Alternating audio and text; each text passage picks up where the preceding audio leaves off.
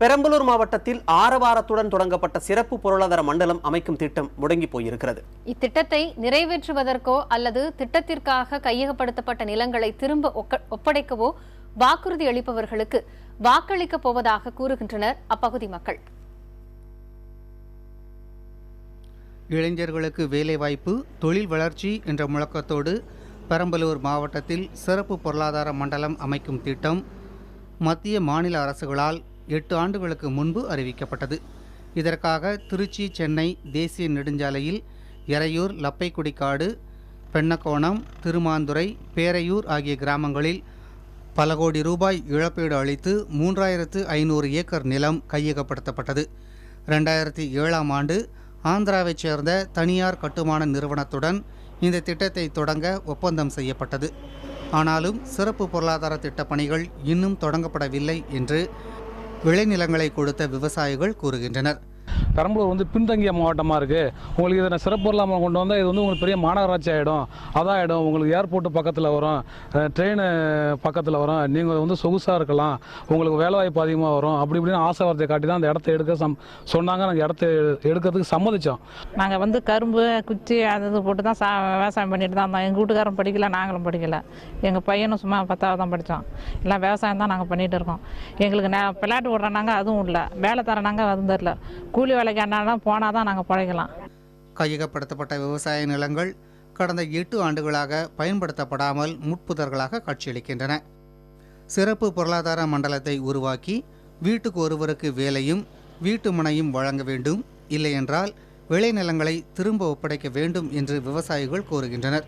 ஒரு ஏக்கர் 10 லட்சங்கிறான். இவங்கள்ட்ட நாங்கள் 3 லட்சத்துக்கு கொடுத்துட்டு 10 லட்சங்கிறான். அப்படிங்கும்போது என்கிட்ட இந்த ஏரியாவில் சரௌண்டிங்கில் ஒன்றுமே செய்ய முடியல. அதை ஒரு நிறுவனத்துக்கு நான் கூட என்னன்னு கேட்டால், ஒரு நிறுவனம் வந்துருச்சு, நம்மளும் வேலையில் சேரலாம், பிள்ளைங்கள நாளைக்கு நாடு நல்லா இருக்கும் அப்படிங்கிற எண்ணத்தை வச்சு தான் எல்லாருமே என்ன பண்ணாங்க, இந்த தொழிலுக்காக தான் அந்த நிலத்தை கொடுத்தது ஒழிய இவங்க பாரஸ்ட்டாக அவங்க சொந்த யூஸுக்கு வச்சுக்கலாங்கன்னு நினைக்கிறாங்க. இதனிடையே சிறப்பு பொருளாதார மண்டலம் தொடங்குவதாக அறிவிக்கப்பட்ட இடத்தில் விமான உதிரி பாகங்கள் தயாரிக்கும் தொழிற்சாலை தொடங்கப்படும் என கடந்த 2012ஆம் ஆண்டு தமிழக அரசு அறிவித்தது. ஆனால் அதுவும் செயல்பாட்டுக்கு வரவில்லை என்று விவசாயிகள் ஆதங்கம் தெரிவிக்கின்றனர்.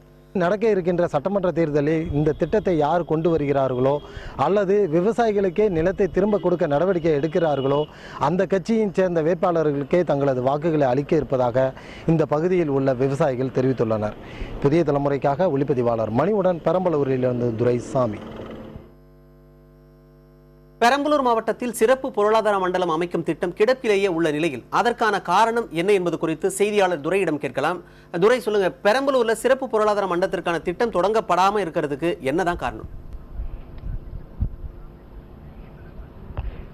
மணிமாறன், நம்ம ஏற்கனவே செய்தி தொகுப்பில் பார்த்த மாதிரி பெரம்பலூர் மாவட்டங்கிறது பின்தங்கிய மாவட்டமாகவும் வறட்சி மாவட்டமாகவும் இருந்துகிட்டு இருக்கு. இங்கே இருக்கிற விவசாயிகள் ஆண்டுதோறும் வறட்சி நிவாரணத்தை எதிர்நோக்கி இருக்கிற இந்த சூழலில் இந்த திட்டம் நிறைவேறினதுன்னா இங்கே பொருளாதார ரீதியான வளர்ச்சியை எட்டும்.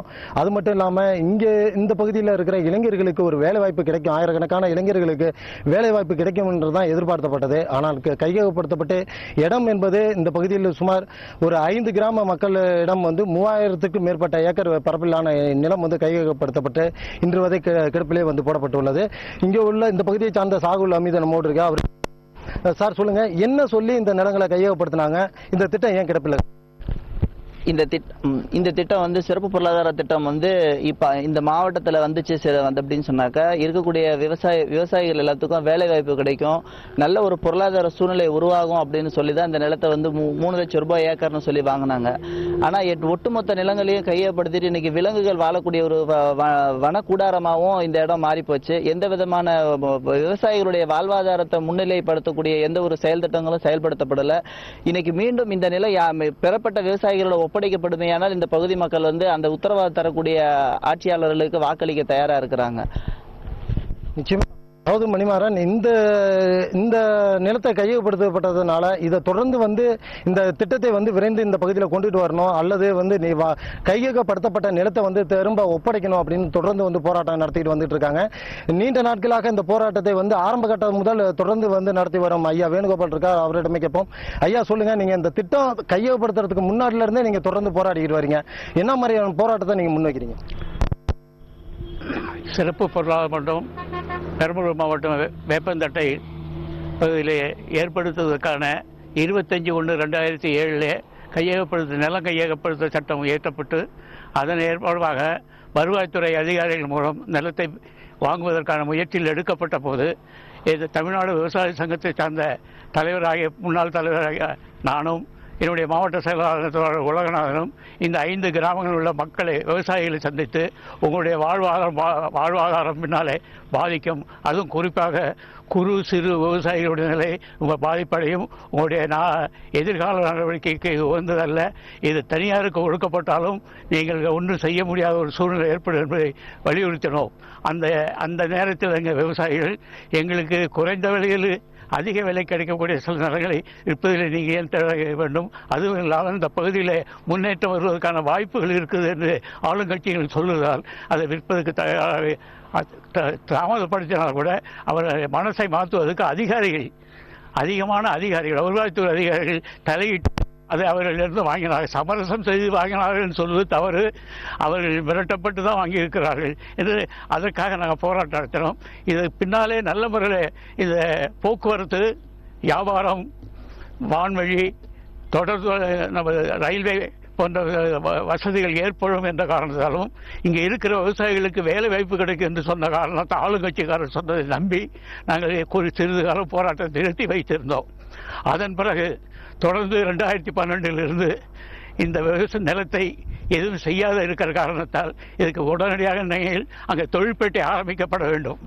அப்படி இல்லை என்று சொன்னால் இந்த நிலத்தை ஏழை எளிய விவசாய கூலிகளாக இருக்கின்ற நிலமற்ற விவசாயிகளுக்கு திருப்பி தர வேண்டும் என்று கோரிக்கை வைத்து ஒவ்வொரு மாவட்ட மாநாட்டிலும் மாவட்ட விவசாய சங்க மாவட்ட கம்யூனிஸ்ட் கட்சி மாவட்ட நிர்வாக குழு கூட்டம், தொடர்ந்து விவசாயிகள் குறை இருக்கும் கூட்டத்தில் மாவட்ட ஆட்சித்தலைவர் தொடர்ந்து வற்புறுத்தி வந்து இருக்கிறோம்.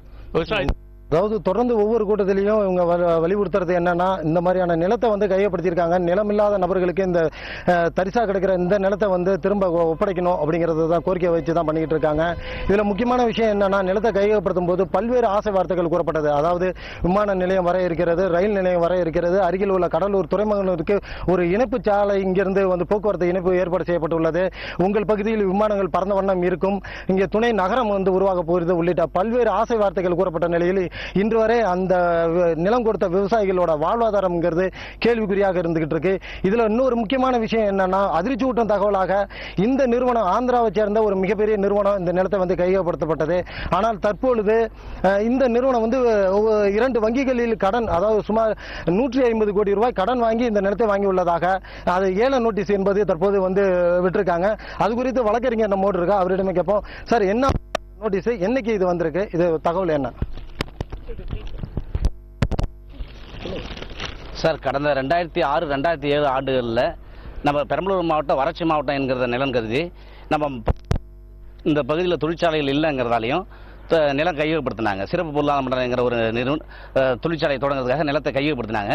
அவங்க கையகப்படுத்தும்போது இந்த பகுதியில் வாழ்கிற மக்களுக்கு ஒவ்வொரு நில உரிமையாளர்களுக்கும் வேலை வாய்ப்பும், அதே வேளையில் ஒரு நோட்டீஸ்ல என்ன தகவல் சொல்லியிருக்காங்க, என்ன மாதிரியான நோட்டீஸ் அறிவிப்பு வந்திருக்கு? வீட்டு மனையும் கொடுக்கறதா உறுதி கூறினாங்க.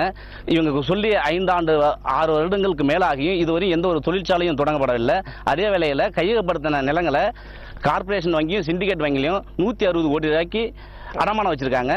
இது பேப்பர்ல கடந்த 10/3/2016 வந்த பேப்பர் ஏல நோட்டீஸ். இது இப்படி நிலத்தை ஏழை மக்களை ஆசை வார்த்தைகள் கூடி நிலத்தை கையகப்படுத்திட்டு அதை அரசு வங்கியிலோ தனியார் வங்கியிலோ அடமானம் வச்சுட்டு இந்த செயல் ஏழை மக்களையே